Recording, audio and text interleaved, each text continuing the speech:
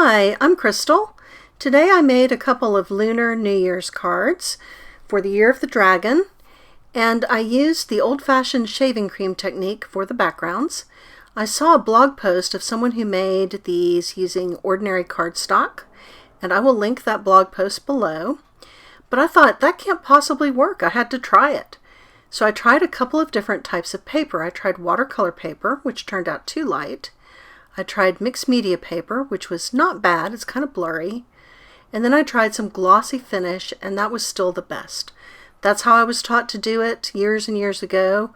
And I think that you get a nice crisp image that way that I really do think is superior. I don't alcohol ink at all. I find that way too messy. But shaving cream comes with built-in soap. So there's a lot to be said for that. I did try this in a couple of different color variations. So that was the pink, red, and yellow. This is blue, turquoise, and green. Again, the watercolor paper turned out a little too light, I thought. Mixed media paper is not bad, but the glossy finish paper definitely captured all of the whorls and variations, and I think really turned out nicely. Now I also did this in a purple, red, violet, and blue combination.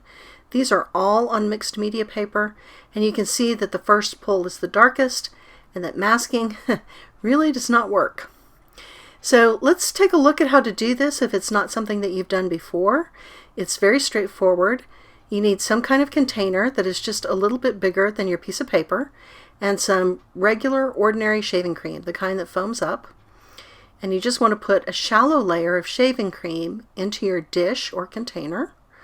The shaving cream is not terribly expensive, and I could have done this all day and not used up the entire can of shaving cream.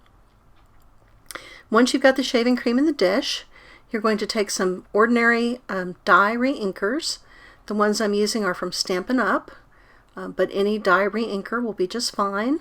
And you're going to put, I would say, 20 to 30 generous drops of reinker in at least 2 different colors onto your shaving cream.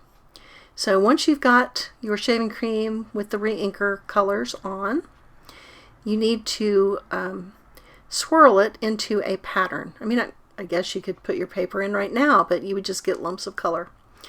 The magic of the shaving cream is that it kind of holds the shape. So as you take your toothpick or your chopstick or your, in my case, spatula, and draw it through the shaving cream and make these little patterns, they stay in place.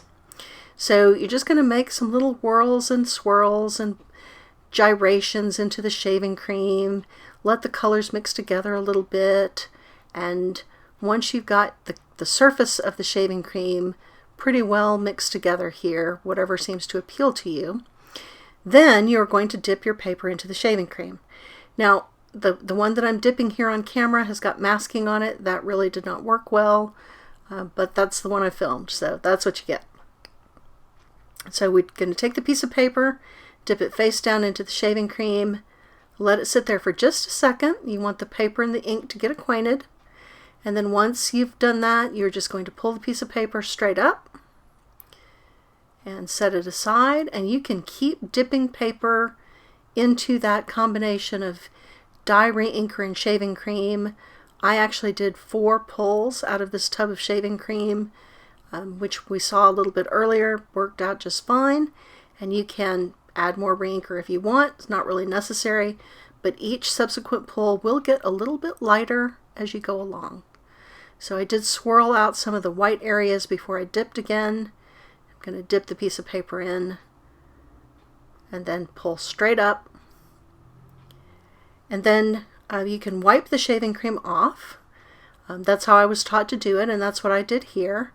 But I have to say that after my experience of wiping the shaving cream off, I took the subsequent color variations to the kitchen sink and just ran the paper under running water.